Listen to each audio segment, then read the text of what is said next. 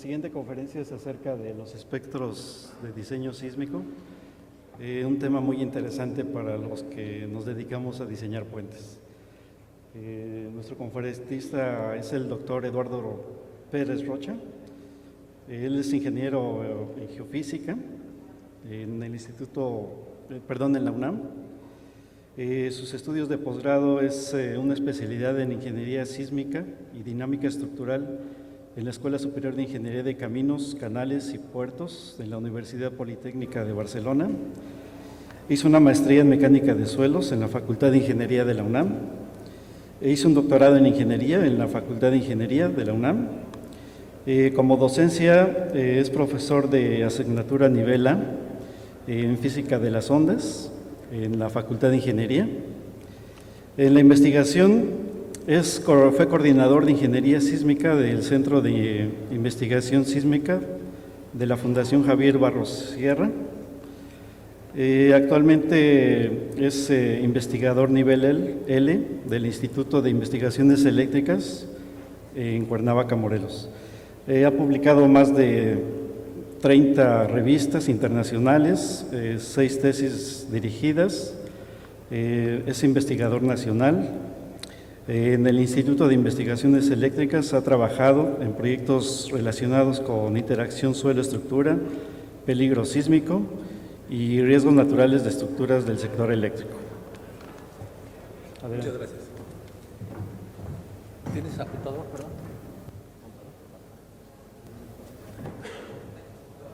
¿Sí? Aquí está. ¿Es este?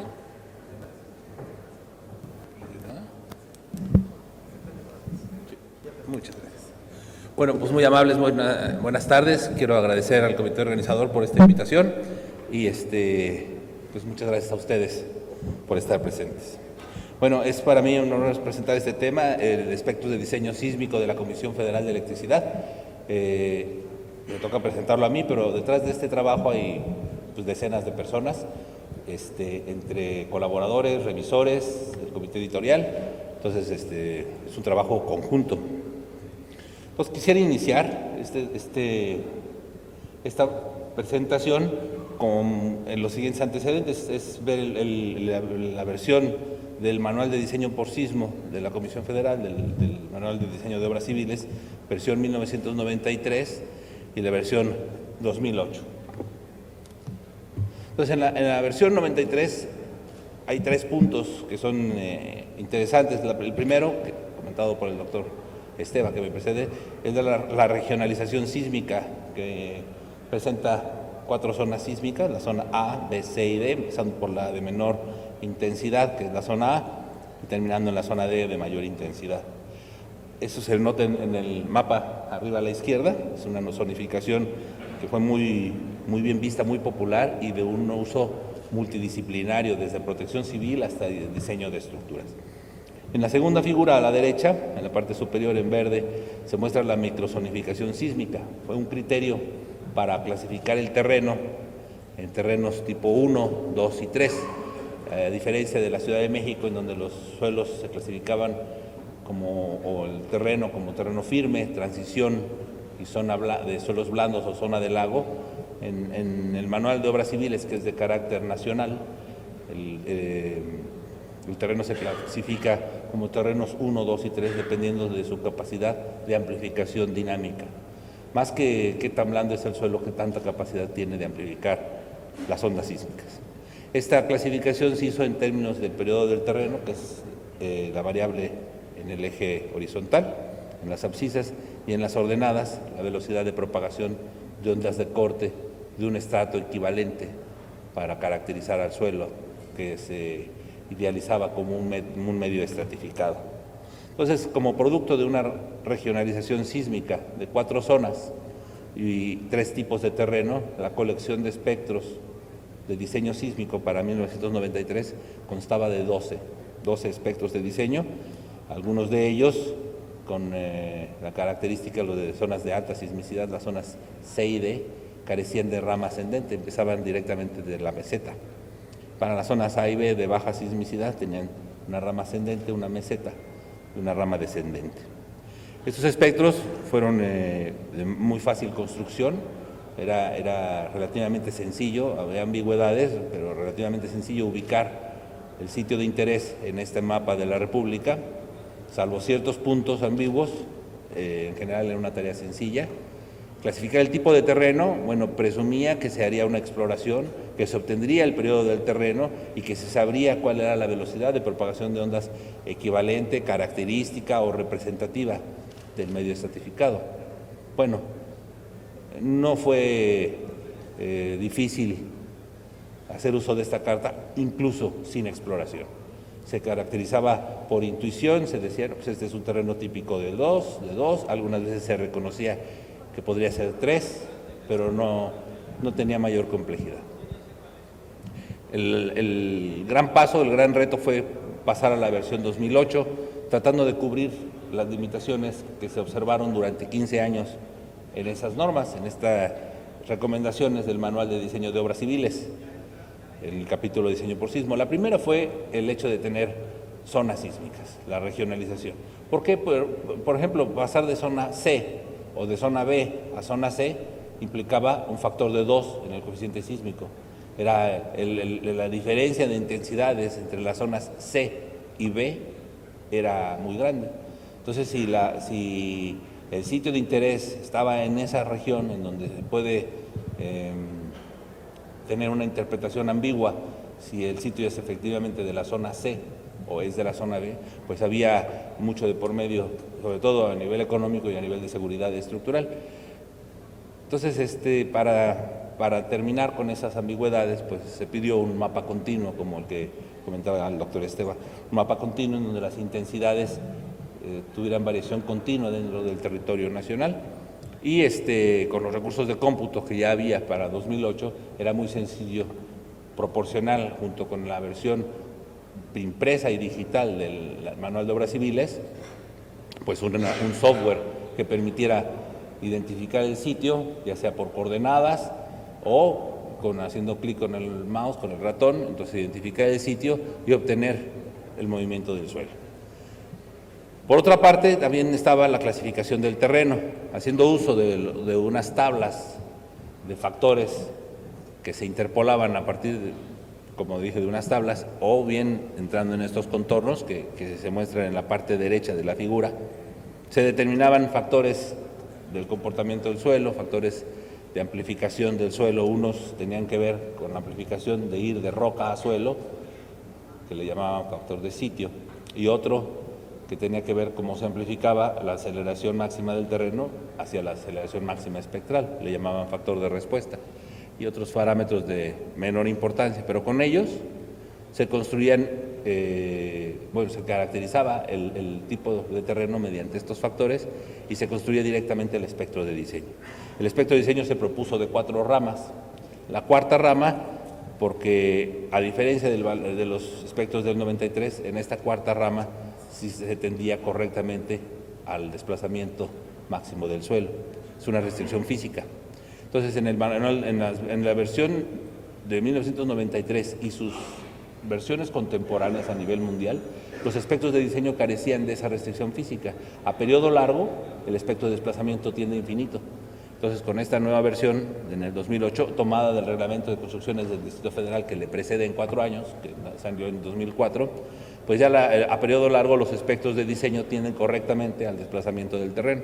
Entonces, en esta figura de espectros de diseño, empezamos con espectros típicos de terreno firme y se notan las 4 ramas, pero a medida que nos movemos en esta dirección, el periodo del terreno se hace cada vez más largo, y ya para terrenos de periodo muy largo, por supuesto influidos por el Valle de México, porque solo en el Valle de México se observan estos periodos típicamente de más de 2 segundos, cerca de 2 segundos, que es por aquí, ya nada más son 3 ramas, porque por construcción a esos periodos ya la caída puede tender correctamente al desplazamiento del terreno sin una rama intermedia. Entonces la tercera rama, que antes era la tercera rama de los espectros de diseño del 93, ahora esa tercera rama tiene un intervalo en donde sí aparece que es desde terreno firme hasta ciertos sitios blandos, como típicamente 2 segundos. Más allá, solamente 3 ramas, como ocurre en el Distrito Federal.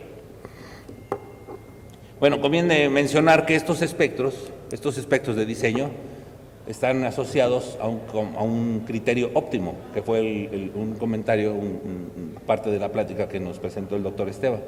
En la ciudad en México, en la República Mexicana, la primera norma a nivel nacional o el primer documento para diseño sísmico a nivel nacional es el Manual de Obras Civiles, la versión en los 60s, inspirados con el trabajo que nos precisamente el doctor Esteva.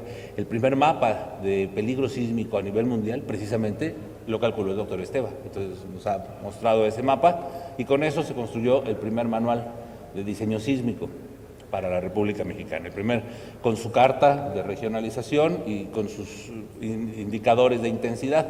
Estos mapas, a diferencia de la escuela norteamericana, corresponden a un periodo de retorno que varía a lo largo de la República. Es un valor óptimo por un modelo que con tiempo pues lo podremos platicar, que mejor que el doctor Esteva, pero es un modelo en donde se toman en cuenta el costo inicial de las construcciones y el costo de las pérdidas por sismo, y la suma de este se llamaría o algo así como costo total, y hay que minimizarlo. Entonces sale un coeficiente sísmico que minimiza ese costo. Y ese coeficiente sísmico, por supuesto, depende. El costo inicial esencialmente es el mismo en cualquier parte de la República, salvo ciertas particularidades que hubiera. Pero el costo de las pérdidas sí depende de la zona sísmica, depende de la intensidad y de la frecuencia de los temblores. Entonces este costo por las pérdidas varía significativamente de un sitio a otro, y entonces surge un concepto de diseño óptimo que varía a lo largo de la República, y mientras mayor es la cercanía a las zonas sísmicas importantes, menor el periodo de retorno. Entonces, es un efecto que para países como el nuestro conviene diseñar a un valor óptimo, y entonces no tenemos en parte que preocuparnos o tomar decisiones sobre el periodo de retorno al que tenemos que diseñar. Ya en ese mapa óptimo están incluidos los periodos, las intensidades que son óptimas. La diferencia es que en los Estados Unidos diseñan a un periodo de retorno especificado. En nuestro caso, nosotros partimos de un espectro óptimo para estructuras del grupo B. Eso ha sido siempre, desde la primera norma sísmica en los 60s, del Manual de Obras Civiles, hasta nuestros días, hasta el 2008, especialmente, antes de 2000, hasta 2015, que es vigente esta versión de 2008. En esos años, en México se diseñaba, incluso el Distrito Federal lo hacen por valores óptimos. Bueno, en el Distrito Federal mejor no lo comento, no estoy muy seguro, pero ahí es por periodo de retorno, pero al menos en el terreno, en el resto de la República, se hace con valores óptimos para Grupo B. Y luego se toma un factor de 1.5 para considerar las estructuras del Grupo A. Y asociados están factores de carga que comentó el doctor Esteva, que forman parte del mismo Manual de Obras Civiles. En los Estados Unidos diseñan a los sismos máximos posibles, tienen el máximo creíble, el concepto de máximo creíble asociado a estructura del grupo A, y luego se divide o se multiplica por 2/3, se divide entre 1.5 para llevarlo a una estructura convencional. Y como están asociados no a temblores óptimos, sino a temblores máximos, tienen factores de carga distintos. Entonces, en algún momento el Manual de Obras Civiles hizo uso de unos factores de carga de la escuela norteamericana, que son vigentes el día de hoy, son de los 70s, de la ACI, y esos son los que reconoce el Manual de Obras Civiles. Si se hiciera uso de los nuevos valores del ACI, pues ya estamos tomando normas que tienen procesos distintos y que, como escuché, no deberían ser usados de esta forma. Es decir, una norma que proporciona aspectos de diseño proporciona simultáneamente factores de carga, y los factores de carga pues deberíamos usarlos del Manual de Obras Civiles por los orígenes. Bueno, esos son los comentarios que haría acerca de estas dos versiones del Manual de Obras Civiles, del 93 y del 2008, que preceden a la versión 2015. Y estos son los temas que precisamente se considerarían como punto de partida para esta nueva versión. Entonces está una especie de regionalización sísmica o una regionalización sísmica completa en las zonas ABCD y un mapa continuo de aceleración. Los dos modelos son útiles. El primero tiene un alto sentido práctico, y el segundo evita la ambigüedad. Entonces hubo una reflexión sobre eso. La otra, la necesidad de una microzonificación sísmica, hablar de tipos de terreno, 1, 2 y 3 simplifica las cosas. Sin embargo, hacer espectros de ese tipo parece ser que son espectros regionales, en donde con un solo espectro se cubren numerosas condiciones de tipos de suelo. Son mesetas muy grandes y tienen que tener valores muy robustos para caracterizar que todos los sitios, bueno, al menos la mayoría de ellos, estén protegidos con estos espectros. Entonces, para el caso del MEDOC 93 se habla de espectros regionales. Para el caso del 2008 se entra con un periodo de sitio que se pedía de hecho para caracterizar ese terreno, exploraciones de hasta 45 metros de profundidad y con pruebas muy detalladas de cross-hole y down-hole para poder tener una caracterización de un medio estratificado y que pudiera tenerse un espectro llamado de sitio, que tenía variaciones continuas de un periodo a otro. O sea, las variaciones entre tipos de terreno era gradual, a diferencia de cómo lo hacía la versión 93. Entonces, en la nueva filosofía, pues ahí están los temas que hacen diferente o un poco diferente esta nueva versión 2015, que como ya lo comentaba el doctor Esteva, ya es vigente. Es vigente a partir del 1 de enero de 2016 y está a la venta, yo no lo vendo, está a la venta desde el 2 de enero en la Comisión Federal. Entonces, el primer tema es la clasificación estructural. Para la clasificación estructural se hace por la importancia. Entonces, en el 2008 surgió el concepto de estructura A+, reservada exclusivamente para las estructuras que pondrían en peligro a la población o un daño ecológico a nivel nacional. El grupo A+ consideraba grandes presas y plantas nucleares. Y las estructuras convencionales o conocidas, la estructura del grupo A, que serían estructuras importantes, y las del grupo B, convencionales. Entonces, además está la clase 1 y 2, ahora tiene que ver un poco el tamaño de la construcción, si es que es una estructura del grupo B, o su destino, su uso, si es del sector energético industrial y es una estructura del grupo A, se vería del grupo A, clase 1, mientras que si es un hospital o una escuela, sería un estadio, por ejemplo, sería una estructura del grupo A, clase 2. La forma como se explora el terreno y cómo se construyen los espectros cambia dependiendo del grupo y dependiendo la clase estructural. El segundo punto es cómo se explora el subsuelo. Esto se hace en función de qué clasificación estructural se tuvo. Puede ser detallada o básica o realmente no hacer exploración del terreno. Esto ayuda a concentrar exploración más detallada cuando realmente es requerido y dejar una exploración superficial, como dice ahí, básica, para cierto tipo de construcciones. La tercera son cómo se van a construir los espectros de diseño en función de esta clasificación. Hay espectros específicos de sitio, que son los espectros más especializados que proporciona este manual, o al menos da pauta, da indicaciones de cómo construirlos. Los espectros regionales, que están inspirados en la simplicidad que tenían los espectros de 1993, que por algo fueron tan trascendentes. De hecho, es una obra que para la CFE marcó un punto de partida para espectros específicos de sitio, porque ya desde ese momento se mencionaron. Y finalmente, los espectros de aceleración constante, que son espectros que reflejan solamente el coeficiente sísmico, son los espectros más sencillos que contiene esta norma.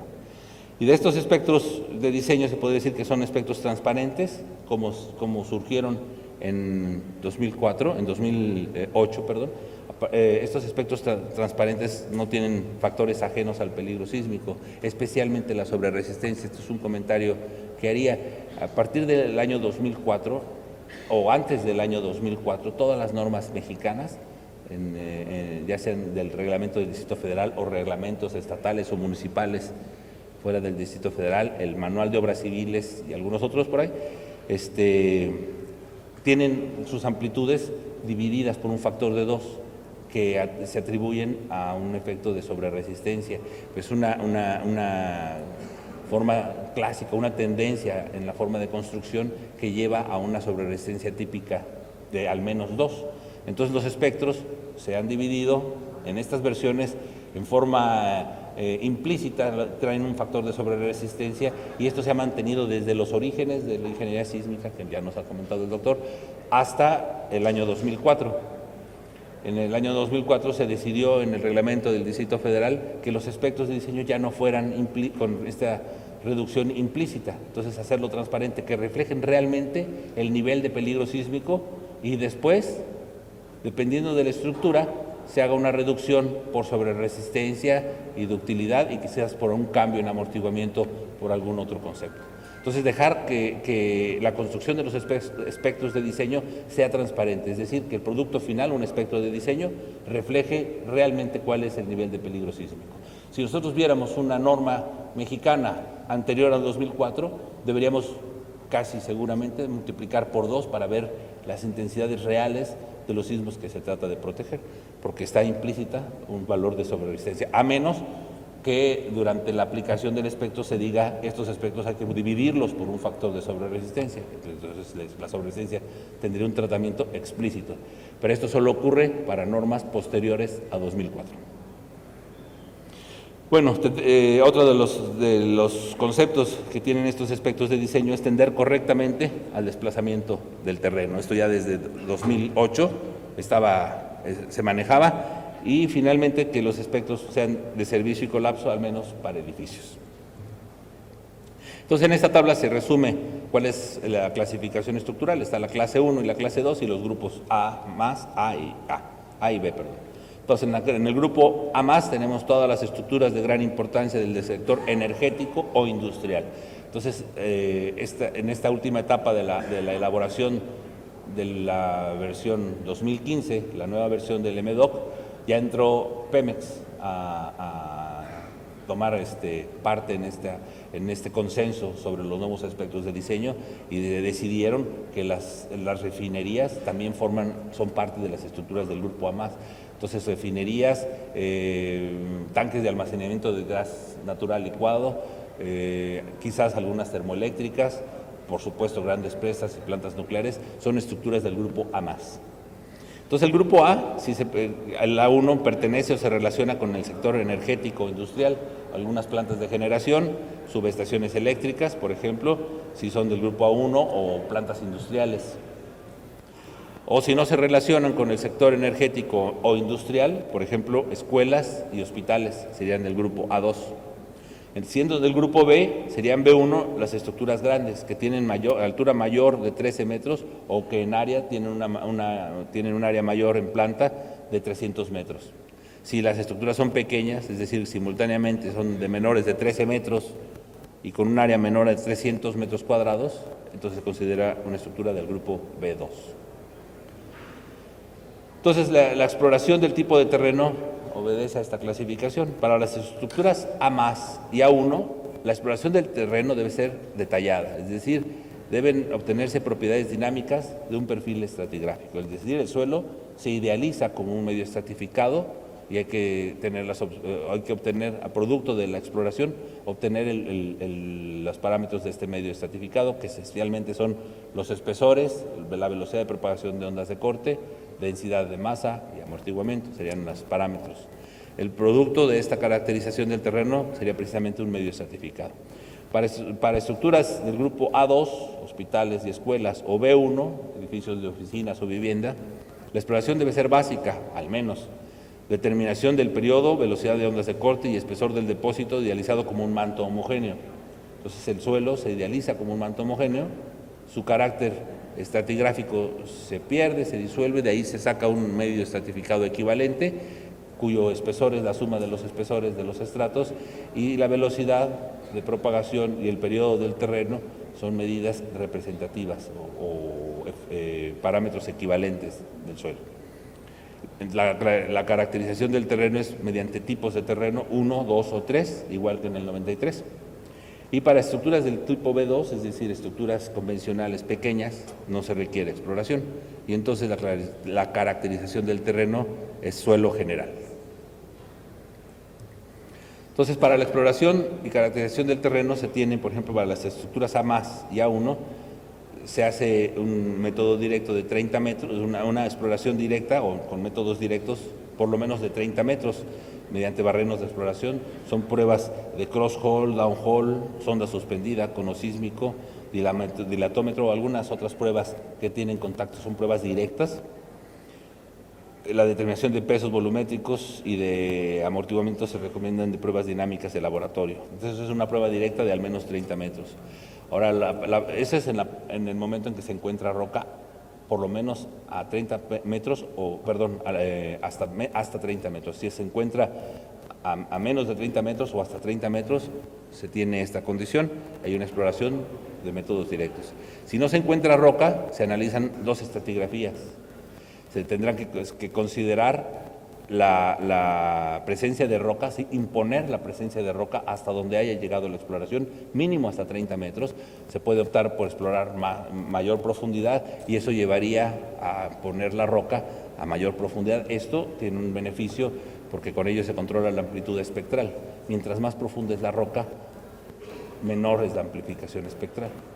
Entonces, si se exploran solamente 30 metros, pues en 30 metros hay que imponer una condición de roca en forma ficticia para fijar la amplitud. Es una forma de castigar una exploración que no encontró roca. Se puede obtener una amplificación menor continuando una exploración, hasta la roca o hasta donde se pueda. Ese es un modelo y el otro es determinar el periodo dominante, hasta dónde llega. Entonces hay información adicional mediante pruebas de vibración ambiental para sacar el periodo o pruebas que nos puedan ayudar a determinar la profundidad de la roca, métodos indirectos como los sondeos eléctricos o valores regionales que den indicios de dónde se encuentra la roca y con ello construir un modelo de capas más profundas y con los parámetros de las últimas capas o la última capa inferida con métodos indirectos. En ambos métodos, en ambos estratos, la roca no se conoce, entonces la velocidad de la roca se asigna de 1000 metros por segundo, mientras que en el primer caso, si la roca se encuentra, se da un valor de 720. Se identifica la roca o suelo muy duro cuando la velocidad de propagación de ondas es mayor que 720. Entonces tenemos esas dos formas de idealizar cuando las rocas no se encuentran y hay que hacer las dos según esta norma. Para los suelos, para estructuras A2 y B1, la clasificación es por tipos de terreno. Entonces hay que hacer la exploración de estos tres parámetros. Mediante alguna prueba, sacar el espesor del terreno. Aquí lo dice que puede ser de las pruebas de los estudios geotécnicos para el diseño de la cimentación o pruebas de penetración estándar o sondeo eléctrico o sondeo electromagnético por transitorios. Son pruebas que proporcionan el espesor del suelo, de la capa de suelo. Otra es la velocidad de propagación de ondas de corno, que pueden ser ondas de corte, que puede ser por pruebas de dispersión de ondas, tendidos de refracción, o la misma prueba de downhole podría dar una velocidad equivalente de este estrato, de este medio estratificado, una velocidad equivalente, y finalmente determinar el periodo con una prueba de vibración ambiental. De acuerdo con esta versión del manual, hay que obtener los tres parámetros, y entonces los tres parámetros deben combinarse para obtener, mediante tres parejas, el espesor y la velocidad. La primera forma, el caso 1, es obtener directamente la combinación del espesor y la velocidad. Entonces se entra en este diagrama de espesores contra velocidades y se ubica el punto dado por el espesor y la velocidad que se obtuvieron. Eso da el primer caso. El segundo caso es combinar el espesor y el periodo para obtener la velocidad. Entonces se tiene espesor y velocidad y la velocidad determinada a partir del espesor y el periodo. Este es un segundo punto que habría que ubicar en este mapa. Y finalmente la tercera combinación, combinar el periodo y la velocidad para determinar el espesor y con ese espesor y la velocidad formar una tercera pareja y entrar en este mapa. Y la solución es la condición más desfavorable. Si alguno de estos puntos cae en el terreno tipo 3, pues el terreno se clasifica tipo 3, si no, terrenos 2 o 1, dependiendo de la condición más desfavorable. Entonces, los parámetros para definir esas fronteras son 720 metros por segundo o 360 metros por segundo para las velocidades y los espesores menores de 30 metros para que sean suelos de terreno tipo 3 y cuando los espesores son menores a 2 metros, despreciar la presencia del suelo.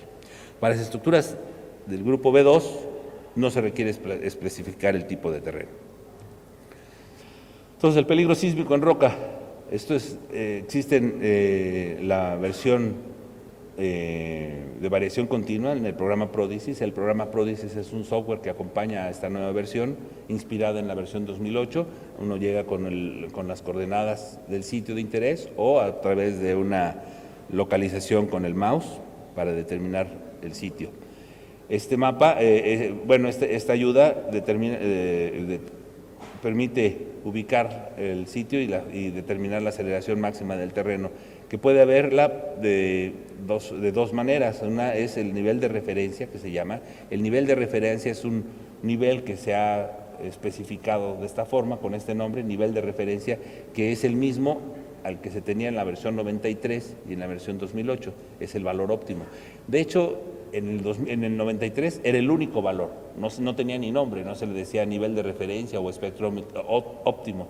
La palabra óptimo aparece en los comentarios en un párrafo porque se dice que esos espectros que se proporcionaban para la versión 93 salieron de un estudio óptimo, pero esto es a nivel de un comentario y es un párrafo el que se dedica. Entonces, en realidad en la versión 93 no se mencionan espectros óptimos, simplemente son los espectros del manual. En la versión 2008, por todos lados se dice que es un valor óptimo y en esta nueva versión no se vio muy útil mencionarlo como óptimo. Hacerlo público y ser tan insistente parece ser que no fue muy bueno, porque se cuestionaba, porque se decía era óptimo para estructuras tipo edificio de mampostería del grupo B, con periodos entre punto 15 y punto 30, y esos datos fueron un poco incómodos para poder asimilarlos y aplicarlos a otras estructuras. Se cuestionaban, bueno, si son óptimos para eso, entonces no son óptimos para chimeneas o para puentes, por ejemplo. Eran igual que el del 93, espectros para todo tipo de estructura. Entonces, la recomendación para este nuevo manual es que se llamen espectros de referencia. Entonces, en este programa Prodicis se especifica que se quiere el espectro de referencia y son las ordenadas que se obtienen, que sabemos que son espectros óptimos o ordenadas óptimas, y si no, a un periodo de retorno especificado. Entonces, es la primera vez que el Manual de Obras Civiles proporciona espectros de respuesta para un valor de periodo de retorno especificado. Puede ser 500 años, 2500 años o el que se especifique por una norma. También dice aquí en esta nota al pie que hay que hacer una revisión de fallas locales activas para estructuras A1 y A+. Es decir, se debe garantizar que todas las fallas o fuentes sísmicas, fallas tectónicas, fuentes sísmicas, que estén en el terreno, que se hayan identificado en el terreno, estén contempladas en los valores de peligro óptimo, peligro sísmico, proporcionadas por el programa Prodicis. Si se encuentra una fuente que no estuviera identificada, habrá que tomarla en cuenta para el cálculo de los espectros de diseño. También se cuenta con una regionalización sísmica. Entonces, a diferencia de la versión 2008, también se proporciona un nuevo mapa de regionalización sísmica en forma simultánea. Tenemos el mapa continuo para ciertos requisitos y un mapa de regionalización para tomar algunos valores por zonas. Entonces tenemos la zona de baja sismicidad o la zona A, cuando la aceleración máxima del terreno es menor a 50 gales del valor de referencia, o sea, del valor óptimo. Entre 50 y 100 gales es la zona B de intensidad moderada, de 100 a 200 gales la zona C o alta, y para más de 200 gales la zona D o muy alta. El mapa difiere un poco de la versión del 93, de los mapas de 2008, de mapas continuos, porque ahora se impuso la presencia de una fuente sísmica que ya estaba en la versión del 93. Este mapa es muy parecido al manual 93. Tenemos una zona C en medio de Sonora y Chihuahua, que obedece al sismo de Bavispe, y tiene algunas otras, por ejemplo, la zona, la influencia del eje neovolcánico se extiende un poco más al norte de Nayarit. No es la influencia exactamente, pero los trazos corresponden, y es una zona de una sismicidad activa que no se había reconocido previamente, que corresponde a una población que se llama San Cristóbal de la Barranca, por ejemplo. Hay otros en la parte norte de Baja California, por el sitio La Jovita, esa parte, Baja California Norte. Tiene una alta sismicidad, tiene fallas activas de tipo transcurrente, que no tampoco estaban presentes en las versiones anteriores, y otras fuentes que ahorita no las recuerdo y no están indicadas, pero es un mapa actualizado al año 2015, que nos lo hizo el Instituto de Ingeniería, con Mario Ordaz precisamente. Entonces, esos son en cuanto a los mapas de intensidad y de regionalización. Los espectros de respuesta, existen espectros de respuesta probabilistas y espectros de respuesta deterministas. ¿Cuál usar? Bueno, primero hay que conocerlos. El espectro de respuesta probabilista, uno de ellos es el espectro de referencia, insisto, el espectro óptimo, y es el que se corresponde a estructuras del grupo B y que se toma como nivel de seguridad mínimo en el PRODIS. Y el otro es a periodo de retorno especificado, es el espectro para un periodo de retorno especificado por una norma internacional, nacional o por autoridades competentes, siempre que tenga un nivel de seguridad similar o superior al ER, al espectro de referencia. Ese sería un espectro probabilista a periodo de retorno, que puede ser en particular el óptimo. Y el otro el espectro determinista, que es el máximo creíble, y además es el envolvente de los espectros para cada una de las fuentes sísmicas más desfavorables. Para cada fuente el espectro se obtiene con magnitud máxima, creíble y distancia mínima al sitio y considerando el percentil 84 de una ley de atenuación, que es las leyes de atenuación que nos indicaba el doctor, que son cantidades inciertas que tienen una distribución de probabilidades, y en este caso el percentil 84 indica la media más una desviación estándar. Entonces, en esta tabla se resume qué espectro debería tomarse para iniciar. Entonces, si la estructura es B2, se toma el espectro probabilista de referencia, el ER, y además solo se requiere A0R, es decir, se va a construir por factores. El espectro de diseño se construiría por factores de amplificación para construir un espectro de diseño. Además, el factor de importancia estructural es 1. Para estructuras B1, se cae en la misma condición, es el espectro probabilista de referencia y el factor de importancia estructural es 1. Para estructuras A2, es lo que siempre se ha hecho para estructuras del grupo A, ahora es A2, es el espectro probabilista de referencia, como siempre ha funcionado en el Manual de Obras Civiles, pero multiplicado por un factor de 1.5. Para estructuras A1 ya es algo nuevo, es algo novedoso. Se requiere al menos alguna de esas combinaciones. Un espectro probabilista para el periodo de retorno especificado, es decir, como lo dice la norma, o alguna norma internacional, por ejemplo, a 500 años o a 2500 años. Un espectro determinista máximo creíble, pero como estos espectros pueden crecer indefinidamente, por ejemplo, si la distancia mínima es muy pequeña y la magnitud es grande, por ejemplo, cerca del sitio Bavispe, entonces para acotar esos grandes temblores no puede ser mayor que lo que dan las intensidades de un espectro de diseño, de un espectro de respuesta en roca para 2475. Todo esto que estoy comentando es el punto de partida para la construcción de espectros. Si son espectros de sitio, que es el caso de la estructura A1, es para roca. El espectro de probabilista de referencia, es decir, el que proporciona el programa PRODISIS, el óptimo, multiplicado por 1.5, puesto que es una estructura del grupo A1, o el envolvente de las tres condiciones. Para una estructura del grupo A+, se tiene la misma condición, nada más que el espectro determinista máximo creíble puede alcanzar las amplitudes de un espectro de respuesta probabilista a 10.000 años de periodo de retorno. Este valor de 10.000 años es lo que se pide para presas y plantas nucleares, normas internacionales.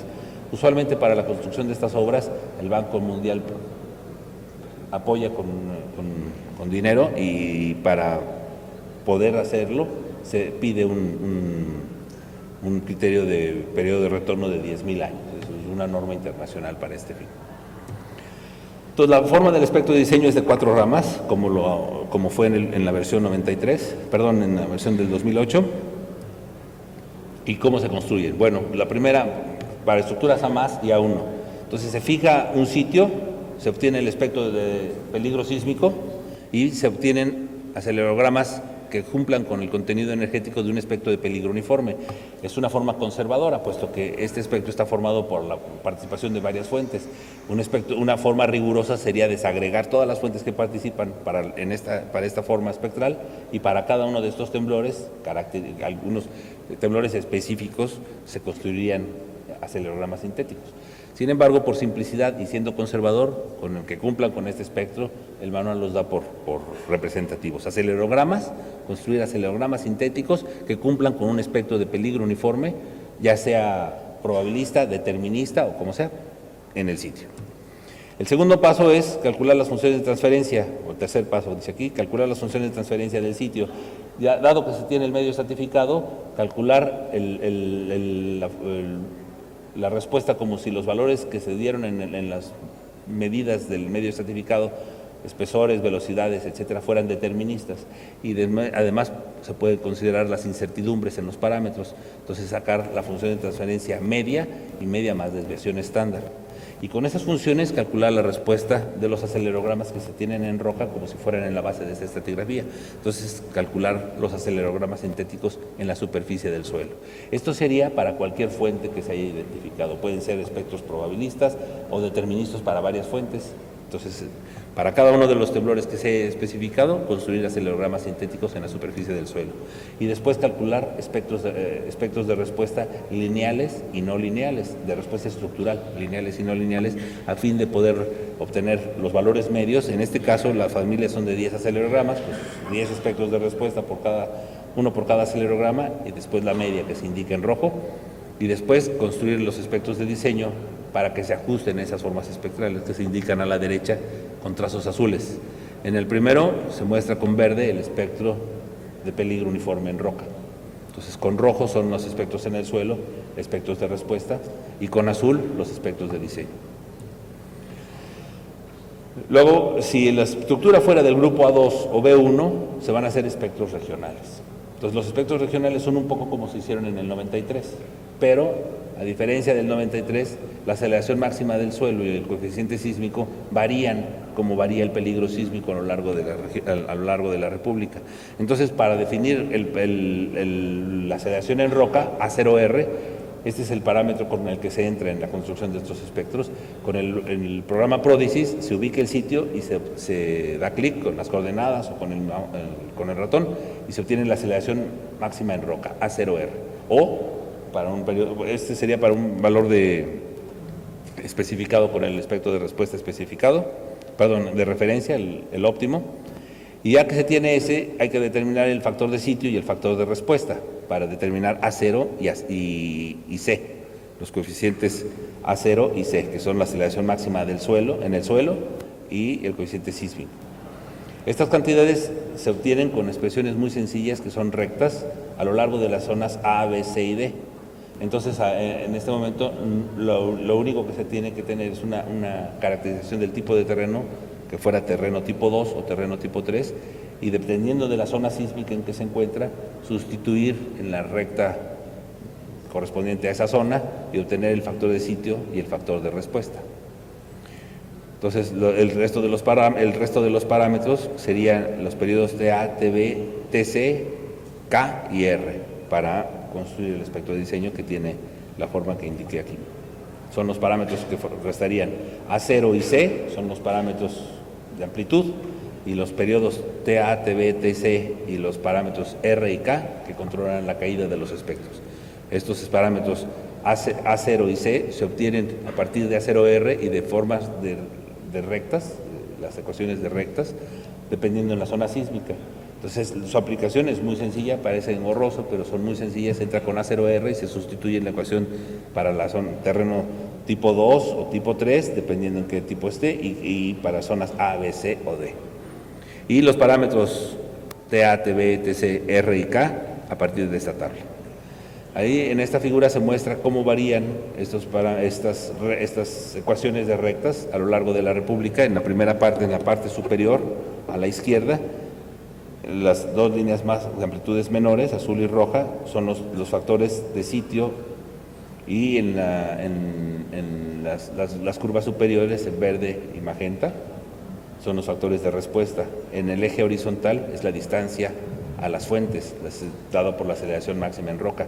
Cerca de 500 está la zona de subducción y tendiendo a 0 las zonas más alejadas de la zona de subducción o de las fuentes sísmicas.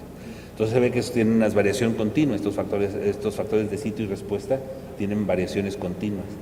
No hay necesidad de reubicar el sitio por una ambigüedad en la zonificación, puesto que la variación es continua. No se gana nada si el sitio está en la zona B, casi en la zona C. Si lo pongo en la zona C o lo pongo en la zona B, la diferencia es mínima, puesto que las funciones son continuas. no hay escalones como lo hay en el 93. En la figura arriba a la derecha se muestra cómo varía la aceleración máxima en el suelo, cómo varía la aceleración máxima en el suelo de acuerdo con el manual 93 y cómo varía la aceleración máxima en el suelo, que es forma continua, a partir de la versión 2015. Entonces, en azul y en rojo, en la forma escalonada, son las variaciones con el manual 93. En la parte inferior a la izquierda se muestra cómo varía el coeficiente sísmico. En las zonas, si es escalonada, es el manual 93, y las líneas azul y verde es el manual 2015. Es ligeramente mayor, se eligió que así fuera, del orden del 20% más para la zona de terrenos 2 y 3. Y para un espectro de aceleración constante, simplemente se sigue en esta regla que está aquí, que la aceleración es el coeficiente sísmico, y el coeficiente sísmico sería la aceleración en roca por el factor de sitio por el factor de respuesta dividido entre G. Y dependiendo de la zona sísmica, el factor de sitio y el factor de respuesta adquieren algunos valores. En resumen, se tendrían que las estructuras del grupo Amasia 1, el espectro de respuesta es un espectro probabilista para periodo de retorno especificado, o sea, 2.500 años o 500 años, como sea la norma. Un espectro probabilista de referencia, un espectro determinista máximo creíble, o otra forma o especificación, o el envolvente de estos. Se revisan las fallas, si hay fallas activas en la región, la exploración del terreno es detallada, la caracterización es por medio estratificado y los espectros de diseño son específicos de sitio. Para estructuras A2 y B1, el espectro es probabilista de referencia, no se revisan fallas, la exploración dinámica del terreno es básica, el tipo de terreno es 1, 2 o 3 y los espectros de diseño son regionales. Finalmente, para una estructura del grupo 2, el espectro es probabilista de referencia, no se revisan fallas, no hay exploración del terreno, la caracterización del suelo es tipo general y el espectro es constante, de aceleración constante con el periodo estructural. Y traigo un par de ejemplos para mostrar esto. Por ejemplo, el ejemplo 1 es construir el espectro regional para una estructura del grupo B1 que se localiza en la ciudad de Puebla. Lo pongo con la ciudad de Puebla porque es una ciudad, Puebla antes en una zona, estaba en la zona B, en el 93 estaba en zona B, y la aceleración máxima del suelo para un sitio tipo 3, me parece, eran 80 gales. Entonces, ese sitio, ¿cómo ha cambiado con esta nueva norma? Entonces, de acuerdo con los estudios geotécnicos, y dice que compara con el 93, de acuerdo con estudios geotécnicos básicos realizados para la exploración del terreno, se obtuvieron los siguientes resultados. Llegaron las normas y se obtuvo que el periodo era 0.5, el espesor del suelo fueron 25 metros y la velocidad de propagación de ondas del suelo equivalente fueron 400 metros por segundo. Entonces hay que ver qué tipo de suelo se caracteriza con esto. En el caso 1 es tomar el espesor y la velocidad, y ahí dice el caso 1 donde se encuentra es el punto a la izquierda en la parte superior, caso 1. Si se tomaran el periodo y la velocidad, el periodo de 0.5 y la velocidad de 400 metros, el espesor resultante son 50 metros, y con ese espesor y la velocidad de 400 se tiene el caso 2. También es un terreno tipo 2. Finalmente, tomar un espesor de 25 metros y un periodo de 0.5 da una velocidad de 200 metros. Entonces, con el espesor de 25 metros y la velocidad de 200, el terreno caería en terreno tipo 3, entonces la clasificación corresponde a un terreno tipo 3. Entonces, ahí el sitio es zona C, la aceleración en roca. Aquí me equivoqué, dije 80 gales, esa es la aceleración máxima de la roca en el 93, 80 gales, como para tener una referencia. Y en el manual 2015, para el mismo sitio, la aceleración ha crecido a 116 gales. En el 93 eran 80 y ahora son 116. Una vez que se clasificó el sitio como terreno tipo 3 y se sabe que es zona C, se toman las ecuaciones correspondientes, se obtiene el factor de sitio, el factor de respuesta, y resulta que la aceleración del suelo son 307 gales y que el coeficiente sísmico son 1183. Yo les recuerdo que quitando el factor de sobreresistencia, en el 93, aquí se especifica, en el 93 era zona B, el terreno era tipo 3 y la aceleración en el suelo eran 196 gales y el coeficiente sísmico eran 706 gales. Esto es tomado del manual 93. Para ese mismo sitio, en la zona C, que es una zona C ahora, y el tipo de terreno es 3 también, en la aceleración del suelo serían 307, o sea, es un poco mayor, y el coeficiente sísmico 1183. Y las mesetas ahí estarían definidas. Entonces tiene un incremento significativo, por ejemplo, del coeficiente sísmico de casi 700 gales a casi 1200, 500 gales más. Entonces es un incremento de más del 60% en la aceleración para un sitio en Puebla. Eso es lo que resulta si se aplica un espectro regional, pero se puede tomar un espectro de sitio y tener algún beneficio. Por ejemplo, en el ejemplo 2 dice calcular el espectro de diseño específico de sitio sin considerar factores de importancia estructural, es decir, hagámoslo para una estructura del grupo B. Tomar como B1, tomar como movimiento en roca el espectro de referencia, que ya dijimos cuál es, que proporciona el programa PRODICES. Se cuenta con información del perfil estratigráfico y hay que obtener el espectro de referencia en roca, una familia de 10 acelerogramas sintéticos en roca, obtener la función de transferencia del sitio considerando las incertidumbres en las propiedades del suelo, clasificar al terreno para fines comparativos, obtener los acelerogramas sintéticos en la superficie del suelo, los espectros para la superficie del suelo y además considerar las estructuras proyectadas pueden diseñarse para una ductilidad de 3, obtener el espectro de diseño específico de sitio y una tabla comparativa con los parámetros de los espectros de diseño que se obtienen sin y con incertidumbres en las propiedades dinámicas del suelo. Entonces ese es el espectro de roca, el espectro que proporciona el programa PRODICES, y el programa PRODICES también proporciona los acelerogramas. Entonces son los acelerogramas y el ajuste que se tiene con el espectro de peligro uniforme para el sitio Puebla. Esta es la estratigrafía. Aquí el sitio termina a los 30 metros en roca, es decir, es un sitio en donde la roca se conoce, se dan las funciones de transferencia del sitio. Estas funciones de transferencia del sitio se obtienen con métodos de propagación de ondas. Hay varios métodos: propagación matriz global, método de Haskell, estrato delgado, transferencia, con incertidumbres, ya trae incertidumbre los parámetros, y obtener las funciones y los acelerogramas en la superficie del suelo. De ellos, con estos acelerogramas, construir espectros de respuesta para ductilidades 1, 1.5, 2 y 3, porque según se especifica hasta 3 de ductilidad. Y entonces hay que ajustar los espectros de diseño a proteger esas ordenadas. Entonces, para la zona B, en la tabla inferior se caracterizan el espectro para el 1993, el espectro regional 2015 y el espectro específico de sitio 2015. Entonces, los dos primeros ya se habían comentado. En el tercero, que es este estudio, se obtuvo que la aceleración en suelo es 255 gales y el coeficiente sísmico 824. Esto es 15% más o 17% más que lo que se obtuvo en el 93. Entonces, es un espectro que tiene mayor amplitud. ¿Por qué? Porque hay muchas fuentes que se obtuvieron, fuentes sísmicas de una gran actividad de temblores profundos guiados por la subducción y que están confinados como por el eje neovolcánico. Entonces hay una forma diferente de los mapas de peligro. Si se observa el mapa del 93 y se compara con el del 2015, Puebla es un sitio que aparentemente tiene un mayor peligro del que se tenía, pero los espectros de diseño revelan incrementos del orden del 15 o 20%. Conclusiones. Se ha descrito la filosofía para la construcción de espectros de diseño en la nueva versión del capítulo de diseño por sismo del MDOC, de la Comisión Federal, y los puntos más relevantes son que la clasificación de las estructuras por grupo se hacen por grupo y por clase. Hay estructuras A+, A1, A2, B1 y B2. La exploración del terreno, que depende de esta clasificación, puede ser detallada para las estructuras A+, y A1, básica para las estructuras A2 y B1, y no requerida para las estructuras B2. Y el espectro de diseño, que depende de la clasificación estructural, sería específico de sitio para las estructuras A+, y A1, regional para las A2 y B1 y de aceleración constante para las B2.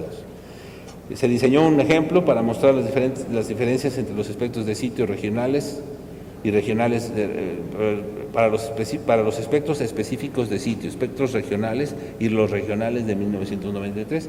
El sitio elegido fue la ciudad de Puebla. Gracias.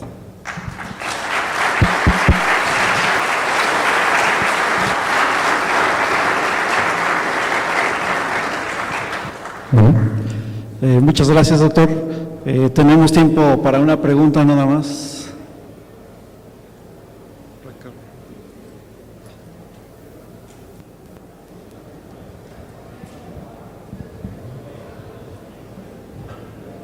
Sobre el ejemplo que presentó el Puebla, a mí lo que me llamó la atención es la reducción tan grande que tiene de la meseta, ¿no? se pasa de 2 segundos a 0.4, me parece que es la parte más importante, porque si bien es cierto, se aumentaron las ordenadas en el 17%, lo que se redujo mucho fue la amplitud de la meseta, ¿no? Bueno, es que el otro es un espectro regional. En un espectro regional no hemos visto espectros de respuesta. Entonces, como no se han visto los espectros de respuesta, la meseta tiene que cubrir todas las posibilidades que hay en el sitio. Entonces, un espectro regional, no hay datos sobre las condiciones del terreno, y en un espectro de sitio conocemos dónde están los periodos de mayor amplificación, las resonancias del sitio. Entonces, después de ver los espectros, uno podría construir el espectro de diseño a partir de un ajuste visual, ¿no? Entonces, en el manual se dice que hay que proteger a la media de estas, que están en rojo, hay que protegerlas para toda amplitud, para todo periodo, y toda ductilidad. Entonces, mientras uno proteja estas líneas en rojo, estaría protegiendo las estructuras en ese sitio. Esas son las ventajas de un espectro de sitio, efectivamente. En el 93 también las mesetas del manual del 93 son incluso más largas que estas, más grandes que en el 93. ¿Eso es todo, doctor? Muy bien, gracias. A nombre de la asociación, le damos las gracias por su ponencia. Permítame un reconocimiento.